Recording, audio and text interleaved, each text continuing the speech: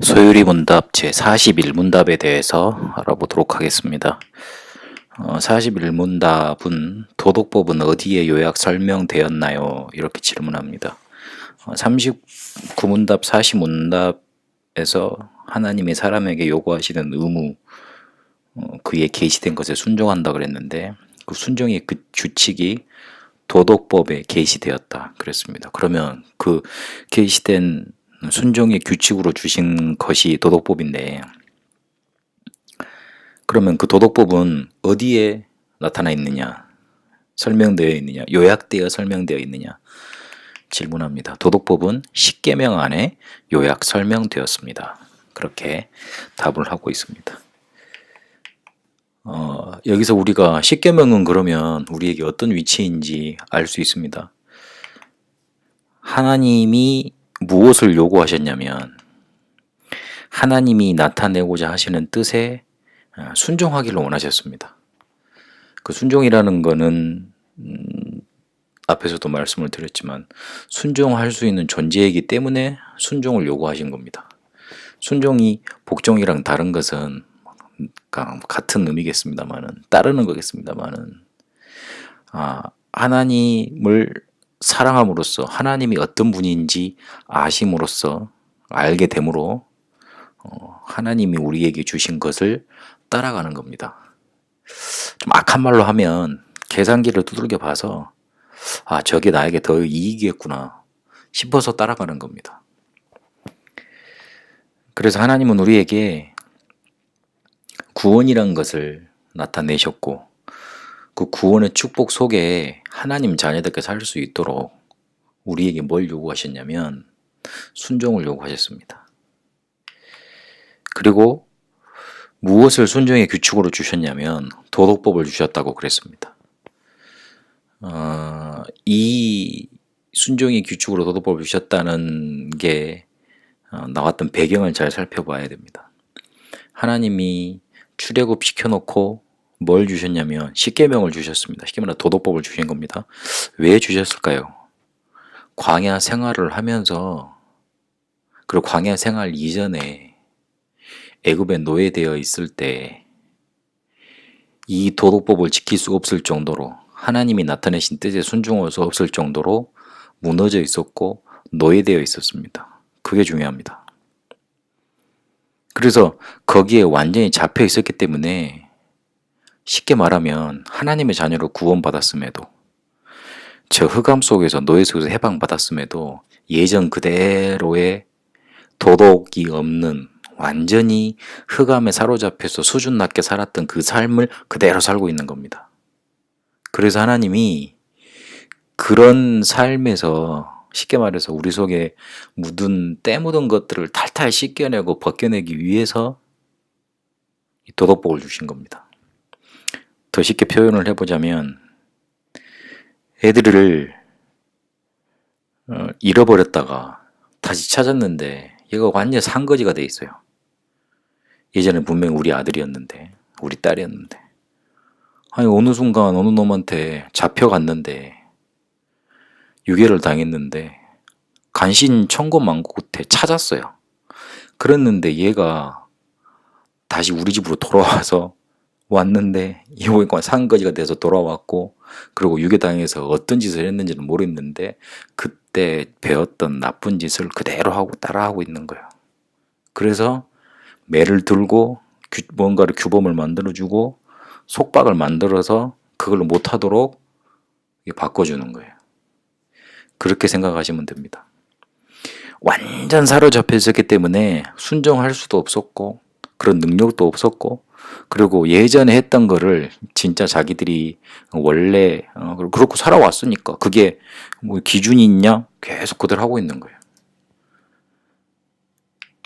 그래서 도덕법은 우리에게 단순히 그냥 지켜야 될 계명으로만 주신 게 아니라 인류를 향한 하나님의 뜻의 선언, 날로 말로 하면 사랑의 표현인 겁니다. 근데 그게 십계명 안에 요약되어 있습니다. 이 십계명이 그런 위치를 가지고 있습니다. 그러면 십계명의 바른 이해를 위해서 알아야 될 게 몇 가지 있습니다. 높은 수준의 규칙을 주신 겁니다. 다른 말로 하면 하나님께서 영원하신 분이고 하나님의 법은 하나님의 규칙은 영원한 것인데 그 영원한 것은 세상 윤리, 규범, 법규를 넘어서게 되어 있습니다. 그래서 그 영원함을 우리가 알 수 있도록 높은 수준의 법을 우리에게 주신 겁니다. 그리고 율법은 하나님의 말씀이고 하나님이 주신 거기 때문에 그 자체로 완전합니다. 그래서 거기에 대한 순종이 필요합니다. 강요받아 지키는 것이 아니라 저게 하나님이 우리에게 주신 거구나. 그래서 인정하고 따라가는 겁니다. 그 차원이 높은 계명을 받았기 때문에 그걸 지키려고 노력하면 힘이 떨어지게 되어 있습니다. 그래서 우리 속에서 올라오는 하나님이 우리에게 내가 감당할 수 없는 그런 어마어마한 걸 주셨구나. 그런 감격과 감사 속에서 지켜지는 게 바로 십계명이고 도덕법이고 율법인 겁니다. 그러니까 어마어마한 영혼을 우리에게 설명하고 그리고 그 영혼에 맞춰서 살 수 있는 존재로 하나님은 이끌어 가시기 위해서 주신 겁니다. 하나님의 말씀이고 하나님이 주신 거기 때문에 지키면 복을 받습니다. 분명히 보호를 받습니다. 그리고 우리 차원에서 우리 수준에서 행할 수 없는 것이기 때문에 감격과 감사, 하나님이 우리에게 주신 것을 감격과 감사하는 마음에서 지켜지는 겁니다. 그러나 조금 더 생각해 봐야 될 게 있습니다.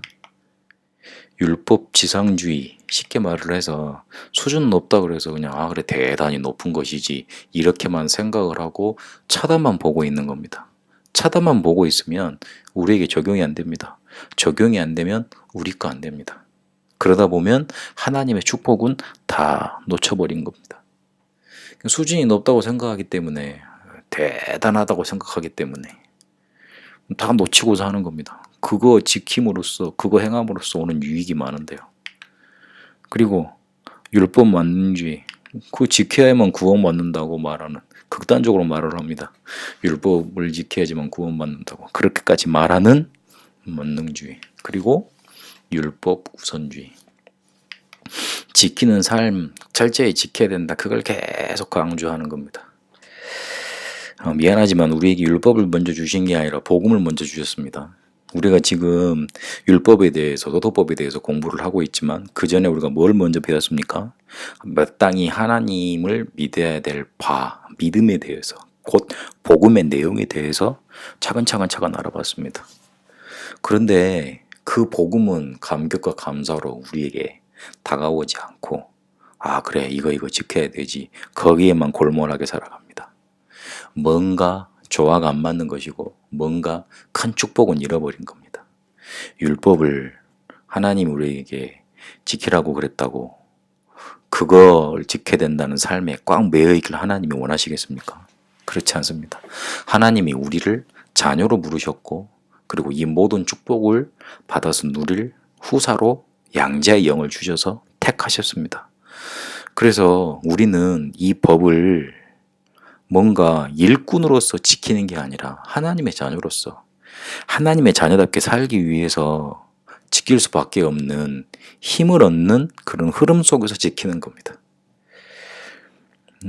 저를 가르쳐 주셨던 목사님이 십계명을 설명하시면서 이렇게 설명을 해 주셨습니다.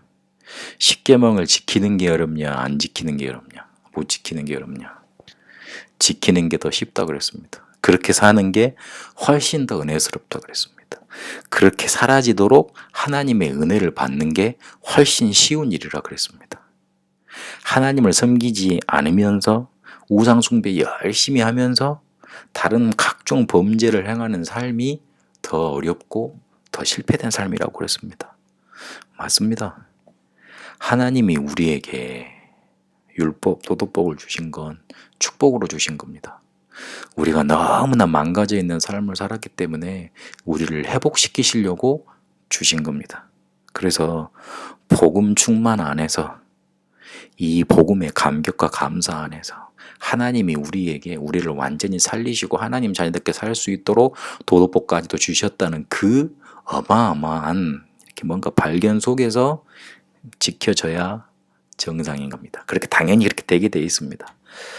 여러분, 그런 도덕법이 십계명에 요약 설명되어 있는데 그 축복이 그렇게 요약 설명된 것들이 여러분 삶 속에 나타나지는 응답 있게 되시길 바랍니다. 살아계신 하나님, 우리를 하나님 자녀답게 살도록 도덕법을 허락하셨고, 그리고 우리를 회복하시려고 십계명 속에 하나님의 사랑을 요약하여 설명하신 줄로 압니다. 발견되어지고 감사로 누려지며, 그래서 지켜지는 삶이 되게 하시고, 하나님이 우리를 하나님 자녀답게 인도하시는 삶 속에 이 도덕법에 따라 인도받게 하여 주옵소서. 내가 살아나 다른 사람까지 살리는 증거가 나타나게 하옵소서. 살아계신 우리 주 예수 그리스도 이름으로 기도합니다. 아멘.